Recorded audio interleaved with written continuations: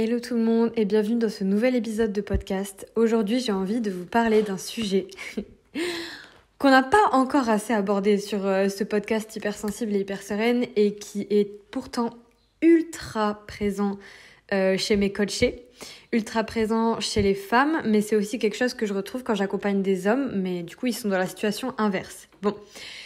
Par où commencer ? Déjà, si jamais tu es une femme entrepreneur, ce n'est peut-être pas le cas et ça change rien, hein, ça te parlera quand même.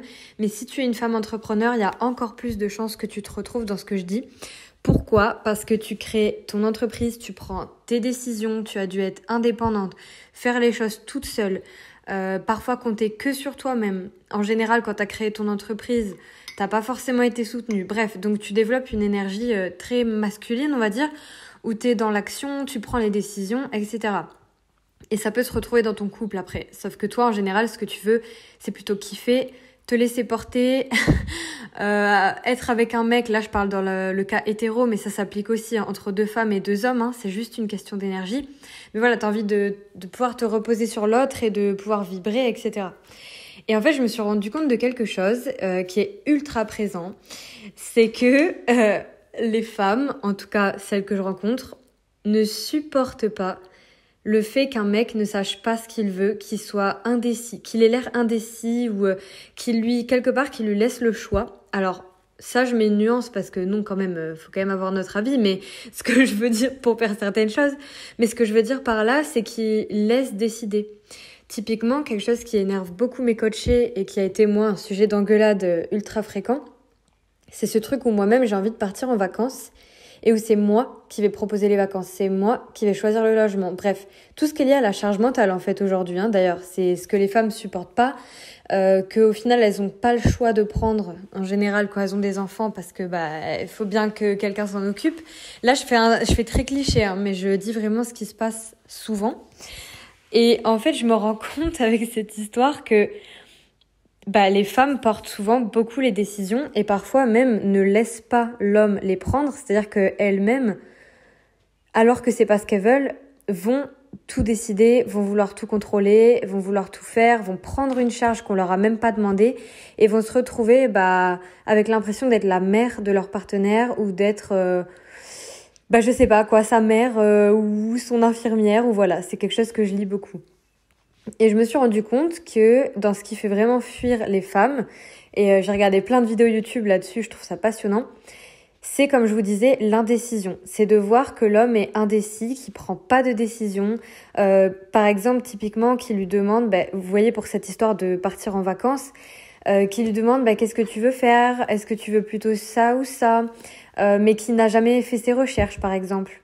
Ou typiquement, qui va dire tu veux qu'on se voit quand ? Plutôt que dire tiens, regarde, je t'ai trouvé un train, tu peux prendre celui-là pour venir me voir, on fera ça, ça, ça. Voilà.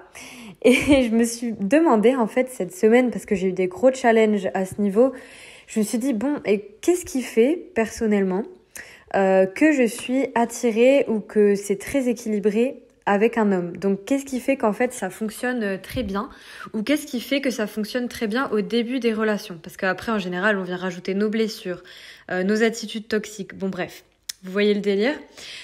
C'est naturel. Hein. Ça se reproduit dans toutes les personnes que j'accompagne. Et je me suis rendu compte qu'il y a quand même un schéma typique où moi-même, je peux me laisser porter, vibrer, être dans le flow. J'ai pas besoin de faire d'efforts. Il y a pas d'effort à faire. C'est-à-dire que c'est le mec quelque part qui se bat pour toi. C'est un peu cliché, hein. C'est horrible, hein. En tant qu'ancienne activiste féministe, je peux vous dire que ça a été dur de voir ça en face. Mais c'est que tu veux faire la meuf grave indépendante et tout. Mais la vérité, c'est que parfois tu n'as pas envie de ça en fait. T'as envie de pouvoir te laisser porter. T'as envie que le mec il vienne spontanément, qu'il t'emmène au restaurant, qu'il choisisse pour toi, etc., etc. Donc j'ai remarqué qu'il y avait ce critère-là, moi, qui faisait que ça fonctionnait, que j'étais attirée et que en fait la passion était là, clairement. Donc ça implique aussi le fait que moi-même je me comporte comme une femme et une adulte et que j'ose demander de l'aide aussi. Si je me comporte que comme une petite fille qui attend en permanence, j'ôte la liberté. Ça, c'est vraiment un truc que m'a fait comprendre Chloé Bloom. donc dédicace à elle, c'est que j'ôte la liberté si j'attends tout le temps, si je suis tout le temps en demande et que je remplis pas par moi-même. Donc vous voyez, c'est très difficile parce qu'en fait, il y a un équilibre à trouver des deux côtés. C'est-à-dire, par exemple, dans le cas hétéro, ou yin-yang si vous préférez, l'homme va devoir quand même avoir de l'assurance, savoir ce qu'il veut et prendre des décisions. Et en tout cas, avoir l'air un minimum sûr de lui et pas tout le temps être en train de douter et de demander à la femme de l'aider. Parce que du coup, elle se sent plus femme, elle a l'impression d'être sa psy ou je sais pas quoi. Donc, du coup, à partir de là, c'est assez logique. Quand tu te sens la mère de ton mec, tu le désires pas et ça te saoule. Tout comme le mec, s'il sent qu'il est ton père, je pense qu'au bout d'un moment, voilà, il y a le même problème. Donc du coup, il y a cet équilibre à trouver et je trouve ça tellement intéressant parce que ça se retrouve énormément chez mes coachés, comme je le disais, chez les hauts potentiels aussi, chez les hypersensibles aussi. C'est pas, en fait, ça se retrouve un peu partout. Mais chez les femmes HP, là où il y a un défi qui est particulier, c'est que la femme HP est genre très exigeante, a besoin de challenge, se lasse très vite, s'ennuie vite, a besoin de nouveautés, n'aime pas la routine, etc. Moi, en tout cas, c'est mes caractéristiques. Avec mon TDAH, encore plus parce que je supporte très mal la frustration. Il faut vraiment, mon cerveau est conditionné à vivre que du plaisir et des trucs cool. Donc, ça demande pas mal de travail. Voilà, d'avoir une relation, on va dire, équilibrée, passionnante, mais en même temps où tu te reposes pas non plus que sur l'autre, parce que bon, ça serait pas non plus équilibré de vouloir que l'homme décide tout et nous on prend plus aucune décision. Par contre, ce dont je me suis rendu compte, c'est que est-ce que j'ai envie de prendre aucune décision? Non, pas du tout. Moi-même dans ma vie, je prends plein de décisions et justement quand je suis pas en couple, quand je suis célibataire, je vais très vite, je progresse très vite dans mon entreprise, j'ai pas besoin de quelqu'un pour me porter, pas du tout. Par contre, dans une relation, en tout cas personnellement, comme beaucoup de femmes, j'ai bien l'impression, j'ai envie de pouvoir me laisser porter, me laisser vibrer, que l'homme me propose des choses, que ce soit pas que moi en fait. Et je me rends compte que ce déséquilibre, il est hyper présent et qu'en plus on est hyper poussé dans cette société à une énergie yang, une énergie d'action qui s'arrête jamais. On a tendance à tout vouloir contrôler. En général, et là je parle pour moi, mais je parle aussi pour des femmes que j'accompagne, on veut contrôler, donc on veut que ce soit mieux fait comme ci ou comme ça. On va pas réussir à se satisfaire ou quoi. Et du coup l'homme est en mode mais t'es jamais contente, t'es jamais satisfaite, tu veux toujours plus.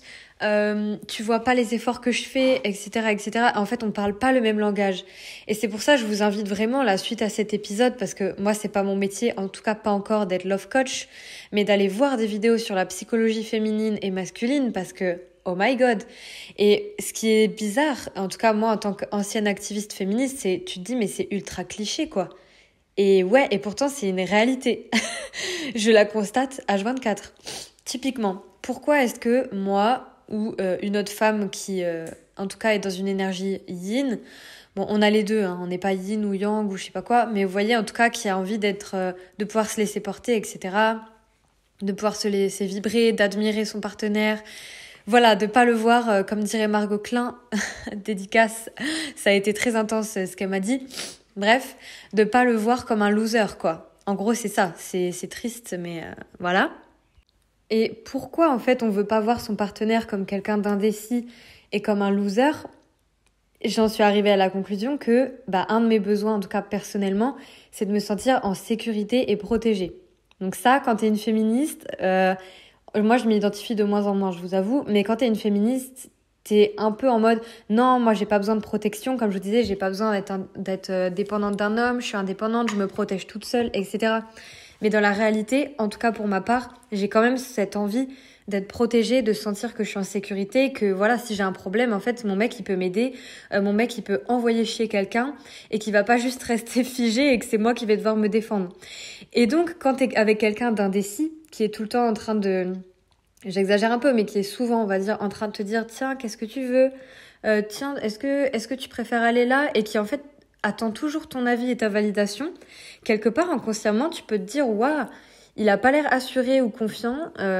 Est-ce que vraiment, mais c'est hyper inconscient, est-ce que vraiment il peut me sécuriser? Est-ce qu'il peut me protéger quelque part? Est-ce qu'il va être capable de le faire ?» Et du coup, en général, c'est ce qui fait fuir. Alors ça, c'est vraiment inconscient. Voilà. Moi, je me disais avant, mais non, mais n'importe quoi. Dans ce cas-là, ça veut dire que j'attends qu'il m'apporte la sécurité, donc je suis dépendante affective, nanani, nanana.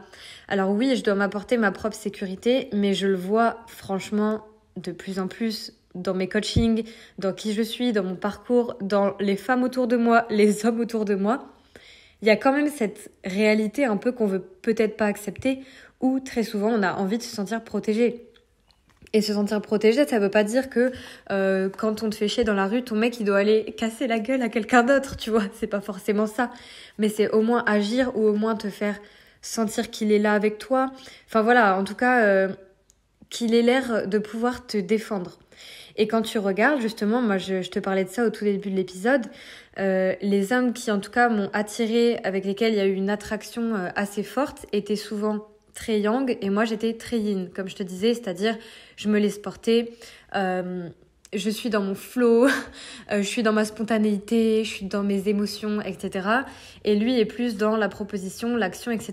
Ça veut pas dire qu'il a pas de sensibilité, loin de là, parce que non. Ça veut pas dire ça. Encore une fois, catégoriser quelqu'un comme étant que yin ou que yang, ça veut un peu rien dire. Enfin, moi, en tout cas, c'est la conclusion à laquelle je suis arrivée. Et bref, je me suis rendu compte que, oui, dans ces relations où l'attraction était forte, je me sentais en sécurité. Je sentais que la personne pouvait me protéger.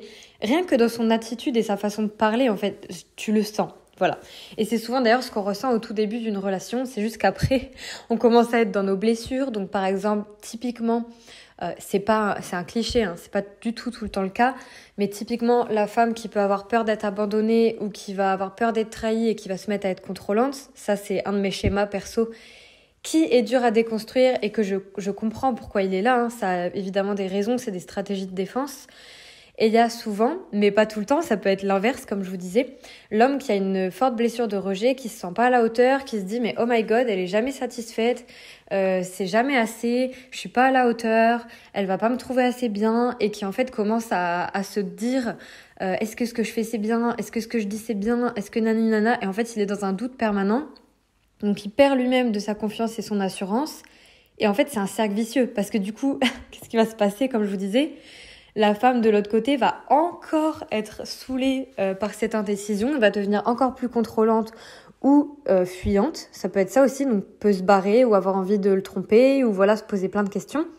Donc en fait, il y a vraiment ce schéma qui revient et je me dis, je peux pas ne pas en parler parce que moi-même, j'ai dû le travailler, le rééquilibrer. Ensuite, c'est revenu. Ensuite, je l'ai rééquilibré et ça m'est arrivé dans quasiment toutes mes relations. Donc c'est lié à mes schémas, hein. Là, je parle vraiment de moi, à mes schémas d'éducation. Perso, voilà, j'ai par exemple pas forcément eu de réelle présence émotionnelle et même physique enfant, donc ça dépend, hein, mais d'un seul côté, comme beaucoup de femmes, et ça génère souvent la blessure de trahison et d'abandon. On sent qu'on nous aime pas ou qu'on n'est pas assez là pour nous ou qu'on répond pas à nos attentes. Donc du coup, on peut devenir contrôlante. De l'autre côté, il y a beaucoup d'hommes qui ont vécu avec une mère contrôlante, qui les laisse pas trop faire ce qu'ils veulent, qui critiquent leurs choix, qui demandent de l'attention, enfin bref, voilà. Donc ça c'est un schéma, mais genre c'est très cliché, hein. Ça se trouve ça te concerne pas du tout, mais c'est un schéma que je vois très souvent et sur lequel moi je me retrouve. Donc au final, pour conclure sur cette vidéo, ce qu'il y a clairement, c'est que la femme, en tout cas dans l'énergie féminine, encore une fois, parce que du coup, tu peux être un mec et être hyper en énergie féminine, hein, et te reconnaître dans ce que je dis. A envie de se sentir sécurisé, protégé, vu, complimenté, important à ses yeux, bref, tout ce genre de choses. Et l'homme, en général, veut plutôt se sentir libre, capable quelque part, enfin, faut qu'il ait l'espace de prendre des décisions, de proposer, de séduire. Et si on lui prend toute la place, en fait, non, ça va lui mettre la pression, il va plus rien faire et on se retrouve avec ce schéma. Donc tu vois, on a vraiment des psychologies qui sont différentes et je trouve que j'allais dire un gros mot, mais bref, que c'est très intéressant parce que beaucoup de gens ne mettent pas les mots là-dessus, ne le savent pas et ne savent pas quoi faire. Et moi-même, franchement, je pense que je vais me faire coacher à ce niveau parce que moi-même, je le vois chez les autres. Ça, on en parlera aussi dans prochains épisodes quand tu es coach ou thérapeute. toi, tu es très doué pour certaines choses en dehors de toi, tu peux aussi le faire sur toi, mais il y a des choses où c'est trop dur de le faire sur toi-même, t'as pas le même recul.